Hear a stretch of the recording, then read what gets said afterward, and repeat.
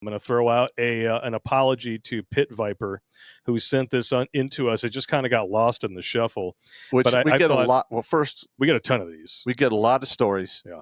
We always give priority to either gratitude or life-save stories first. Yeah. But every once in a while, something like this slips through the cracks, and then I'm going through trying to figure things out, and I'm like, oh, wait, where did this come from? And then I read it, and I'm like, well, holy shit, we need to talk about this. And the reason why I chose it is because it's actually called Purpose in Life Part 1 with a question mark at the end. So he said, I would have wrote this sooner, but I was at work and I had to wait for the vodka to kick in after I got home. I get it, man. I get it. Yep. I got to give some background information to tie everything up at the end. First off, me and my father were both part of the United States unhealthcare system. We're very familiar with that. Yes. He's a Marine. I went to the Navy. When my father was 21, he got jumped by 5 Marines at the same time. He beat them so badly that they tried to get him court-martialed by lying and saying that he used a weapon on them. Now, hang on. That is some pussy-ass shit right there. Yes, it is. If you go 5-on-1 and you lose, you take that shit That's on right. the chin, just like your mom used to. One, you keep your fucking mouth shut.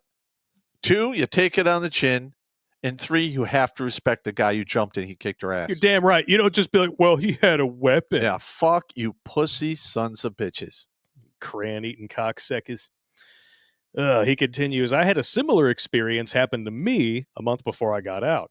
I was in a club with my now ex-fiancée. Probably an ex for a reason. She was sitting at the front of the club with a female friend, and me and my friend were further back in the club. So you gravitate toward the back door of the club with your friend? Is that it, Pitviper? Huh? Yeah, you gonna join us on the cruise? I saw another black guy sit next to her, but didn't think anything of it. This is back when I still trusted women.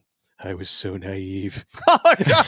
That's literally what he said. I'm not adding anything. Oh, my God. That is what he said. That's exactly what I thought in my mind. Because I'm like, yeah, I was a naive idiot, too. And then you said the same thing. Like, there you go. I'm tuned into this guy. Oh, she just has male friends. It'll be fine. It'll mean nothing. Oh, she thinks women are untrustworthy. That's a way that they sneak past your defenses. But by admitting that they think women are crazy, they hope that you will excuse them having a bunch of dude friends around. The boho beta orbiters. Don't fall for that shit. That's part of that plausible deniability angle we were talking about on Monday when we were shooting. Yeah, we got to do that one. Plausible deniability. I kept my distance, but kept an eye on her. Then it happened. She looked over and gave me the help me look, so I walked over to the op that was sitting next to her. I tapped him on his shoulder and kindly asked him to leave, because he was bothering my fiancée. A second op I didn't know was with him, a little taller than me, at 6'3", tapped me on the shoulder. As I turned around, he punched me dead in the mouth, caving in the bottom row of my front teeth. Oh, you're getting fucked up for that. It was on like Donkey Kong at that point. Now, first of all, if you land a shot like that on me, my counter shot is going directly to your throat. Yep. I am coming for blood. Well, he remembers the fight in detail here. Yeah. I hit him with a 3-piece combo. Nice! It's good stuff. I kicked him in his right calf, right hooked him, and as he staggered, I side kicked him in the chest. He flew into the air and hit the ground and didn't get up. First tango down. The first stop was around 5'6" that was talking to my girl. He punched me in the back of the head. But I was on demon time now and barely felt it. That's right. I side kicked him in the stomach as I spun around. As he doubled over, I jumped up and brought my elbow down on his back, just to the right of his spine between his shoulder blades. He went down screaming and coughing. Might have cracked a rib. I never found out. Tango 2 down. Third op was beating the crap out of the homie that I was there with. He was 5'5", black like me, but he had the fighting capabilities of a loaf of bread. A baby. It's a baby. You fight like a baby. It's a Wonder Bread. I'm going to smear some peanut butter on your face when I'm done kicking your ass. I kicked the third op in the back of his right knee. As he stopped, I palmed the back of his head, and I was going to drop my elbow on his face when I felt 2 sets of hands grab me by the shoulder and biceps and slam me to the ground. Of course, I was still on demon time, so I pressed myself up and looked back to see who had just fucked around and how much find out I was going to have to dispense. 2 MPs. Yeah.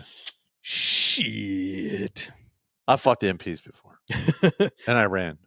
Oh, yeah, that's what you got to do. I made the wise decision to not fight back. I could hear my girl in the background screaming, "No, not him! He was protecting me! They attacked him!" That's refreshing.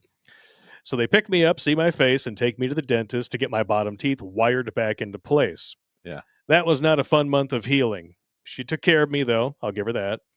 My father had passed his power down to me. That will be important in the future. And a bit about my character as a man. In my 40-plus years of life on this rock, I've only cheated once my entire life when I was 19 years old. Uh-huh. And to this day, I'm still mad at myself for betraying that woman. We've all been young and dumb. Spoiler alert, the woman I cheated with cheated also and uninstalled my son at 5 months when I went back to the U.S. to find a home. Oh, my God. That shit you can never get over. Oh, yeah. That's fucked up. When I got back to the States, I had several more betrayals to the point that I decided to give up on dating. 2 years ago, my mother hit me with a stealth attack. She asked me if I was seeing anyone, and I told her I had quit dating. She hit me with the delayed action nuke. She Here said, we go. "Oh, then I guess our family line dies with you." That stung a little, but I didn't put much thought into it at the time because it had been 2 to 3 years since I'd last talked to my father. I have a close female friend that I've known since I got out of the unhealthcare system. The friendship got complicated. Uh-huh.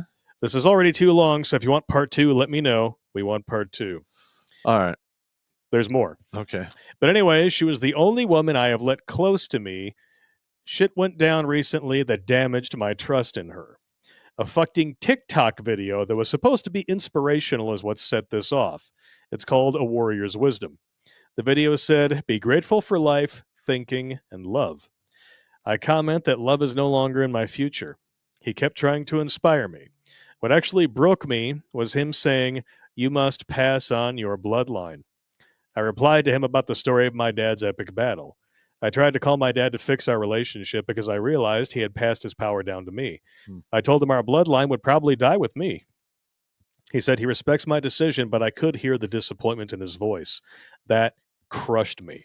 I felt such a soul-crushing depression upon realizing that if I'm not planning to have kids and pass my father's power to another, then why the fuck am I working my ass off to be a wage slave to the government and corporations?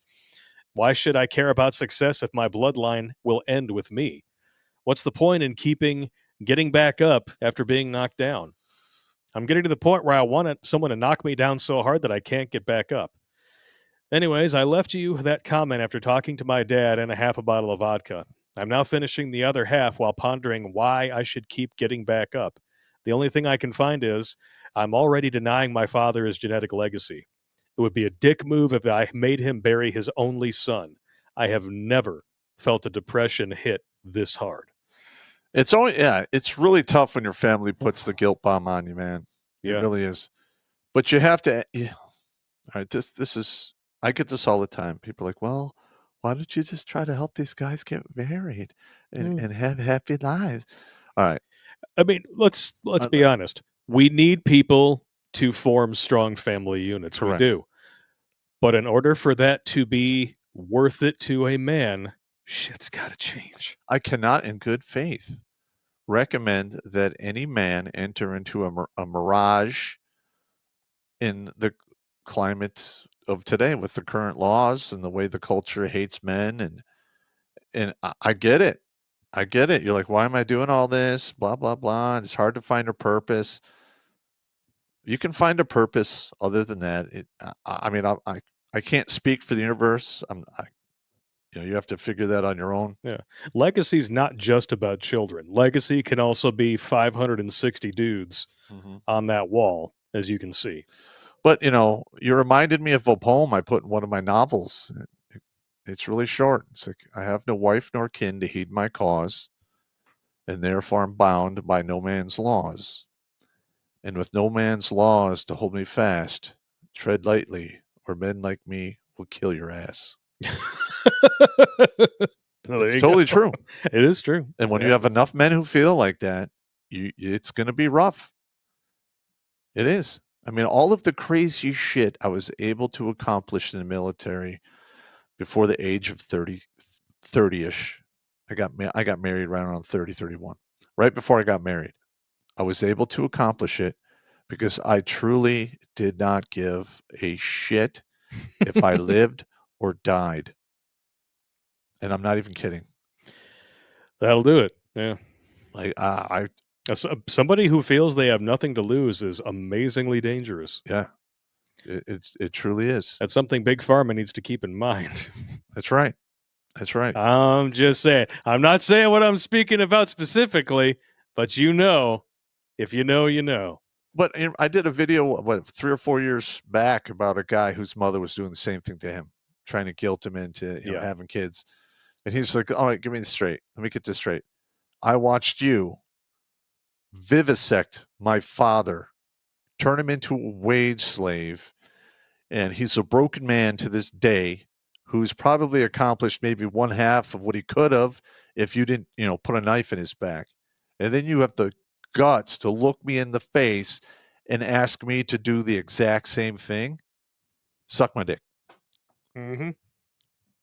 And let's be frank, if that's your mom, chances are you're going to go out and find a woman who's just like her. Yes. So good call.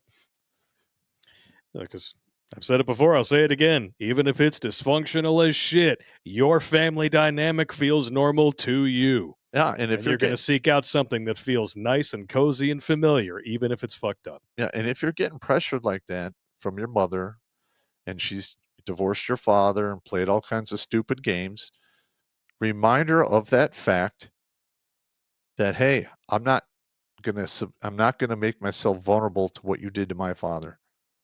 That was absolutely fucking inexcusable.